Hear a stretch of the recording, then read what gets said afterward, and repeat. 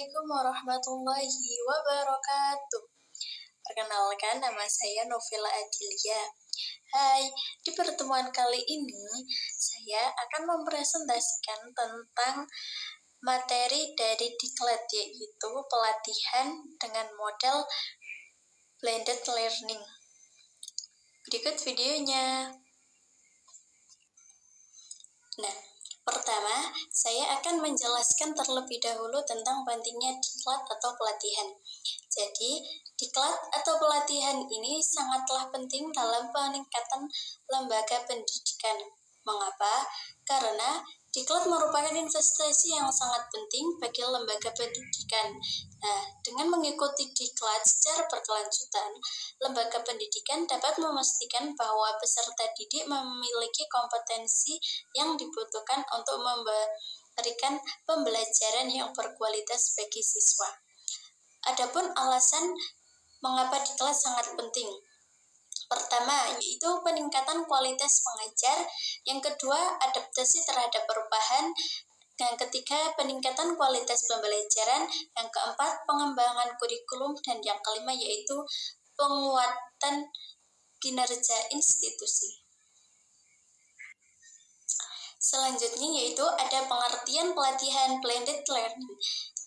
Pengertian blended learning yaitu sebuah pendekatan pembelajaran yang menggabungkan metode pembelajaran tatap muka atau offline dengan pembelajaran online. Dalam model ini, peserta didik akan mendapatkan pengalaman belajar yang lebih kaya dan fleksibel, karena mereka dapat mengakses materi pembelajaran kapan saja dan di mana saja, serta berinteraksi dengan pengajar dan teman-teman yang lainnya. Jadi pelatihan blended learning ini termasuk pelatihan yang mudah. Kemudian, adapun karakteristik diklat blended learning tersebut. Pertama yaitu ada kombinasi pelajaran, penggabungan antara kegiatan belajar mandiri melalui platform online seperti video, kuis, forum diskusi, dan sesi tatap muka untuk diskusi, praktikum, ataupun presentasi. Yang kedua yaitu ada fleksibilitas. Jadi peserta dapat mengatur waktu belajar sesuai dengan jadwal mereka. Yang ketiga yaitu ada personalitas, yaitu materi pembelajaran dapat disesuaikan dengan kebutuhan dan tingkat pemahaman masing-masing peserta. Yang keempat yaitu ada interaktivitas. Jadi, peserta dapat berinteraksi dengan pengajar dan sesama peserta melalui berbagai fitur online seperti forum diskusi, forum chat, ataupun video conference. Kemudian, adapun model-model dari blended learning tersebut. Modelnya ada banyak, tetapi ada beberapa yang saya berikan seperti contoh di atas. Pertama yaitu stasiun rotasi. Jadi ini adalah model penggabungan 3 metode pembelajaran seperti 30 menit untuk online, 30 menit untuk tatap muka, dan 30 menit untuk sistem pembelajaran mandiri. Dan pembelajaran ini dilakukan dalam 1 jam pembelajaran. Yang kedua yaitu ada lab rotation. Jadi pembelajaran ini atau pelatihan ini fokus pada praktikum dan dilaksanakan di laboratorium. Yang ketiga yaitu ada rotation. Jadi pembelajaran ini dapat dibagi menjadi beberapa 3 macam bagian seperti online, tatap muka, dan pembelajaran praktikum. Nah, pembelajaran ini bisa dilakukan secara bergantian dan tidak harus dalam waktu 1 jam pembelajaran tersebut. Yang keempat yaitu ada fleksibel. Jadi peserta didik ini fleksibilitasnya tinggi dalam memilih waktu dan tempat belajar serta metode yang mereka gunakan. Jadi lebih bebas dalam memilih pembelajaran. Yang keempat yang kelima yaitu ada la carte, yaitu peserta didik memilih aktivitas pembelajaran yang mereka butuhkan untuk mencapai tujuan pembelajaran. Jadi lebih seperti kursus atau yang lainnya. Yang selanjutnya ada enrichment, yaitu pembelajaran online digunakan untuk memperkaya materi pembelajaran tatap muka. Yang selanjutnya ada flipped classroom. Jadi materi ini atau pembelajaran ini dilakukan, yaitu pemberian tugas di rumah online terlebih dahulu, kemudian di sekolahan dilakukan diskusi secara tatap muka. Yang selanjutnya yaitu ada materi basic, yaitu peserta didik harus menguasai semua kompetensi sebelum melanjutkan ke materi berikutnya. Yang terakhir yaitu ada self-paced, yaitu peserta didik belajar dengan kecepatan masing-masing. Adapun kelebihan dan kekurangan dari model Declared Blended Learning tersebut. Kelebihannya yaitu memiliki waktu yang hemat atau efisien. Yang kedua yaitu fleksibilitas atau peserta didik dapat belajar di mana saja dan memiliki koneksi internet. Yang ketiga yaitu ada fleksibel. Jadi pengaturan waktu belajarnya itu sesuai dengan kebutuhan peserta. Yang keempat ada interaktif. Jadi peserta dapat berinteraksi dengan pengajar maupun sesama peserta. Kemudian adapun kelemahannya itu pertama yaitu ketergantungan teknologi.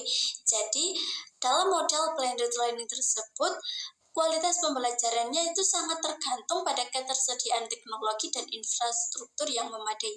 Sehingga kalau teknologi dan infrastrukturnya kurang, maka kegiatan tersebut kemungkinan tidak semaksimal yang diinginkan.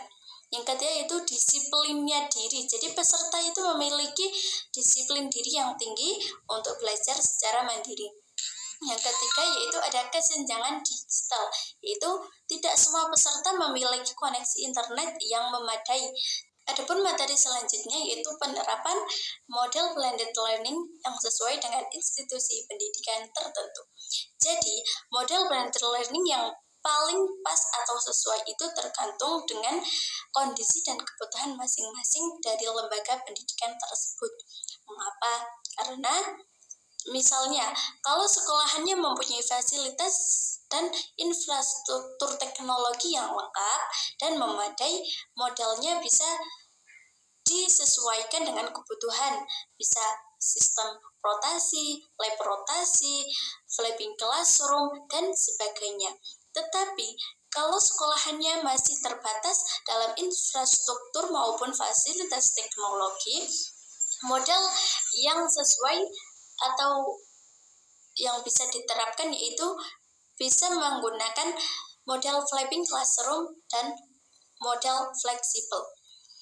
Kuncinya itu harus ada keseimbangan antara belajar online dan tatap muka. Mengapa? Karena siswa tetap butuh interaksi langsung sama guru, tapi juga perlu kemudahan belajar mandiri lewat online.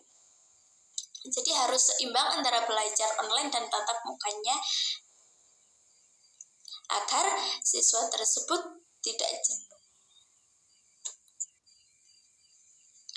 Nah, contoh kasus dari metode pembelajaran model blended learning ini seperti yang sudah saya ceritakan di atas, yaitu dalam sebuah sekolah menengah pertama ingin meningkatkan kualitas pembelajaran matematika, tapi sekolah ini memiliki fasilitas teknologi yang sudah cukup memadai dan sebagian besar siswa memiliki akses internet.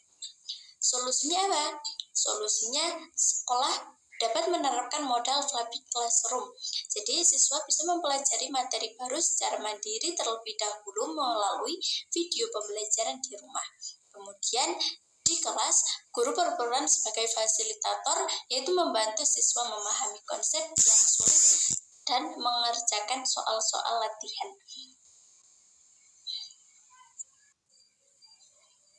Kesimpulan dari metode pembelajaran blended learning yaitu model blended learning ini mempunyai banyak sekali manfaat dalam proses pembelajaran, tetapi dalam pemilihan model yang tepat itu harus disesuaikan dengan kondisi dan kebutuhan dari lembaga pendidikan tersebut.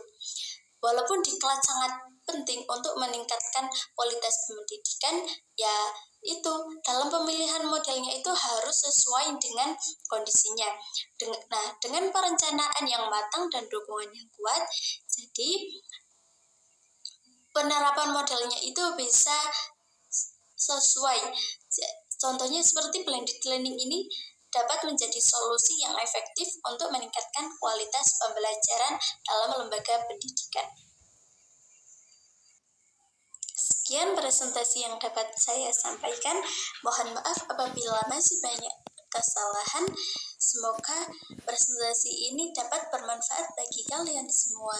Sekian, sampai jumpa lagi. Wassalamualaikum warahmatullahi wabarakatuh.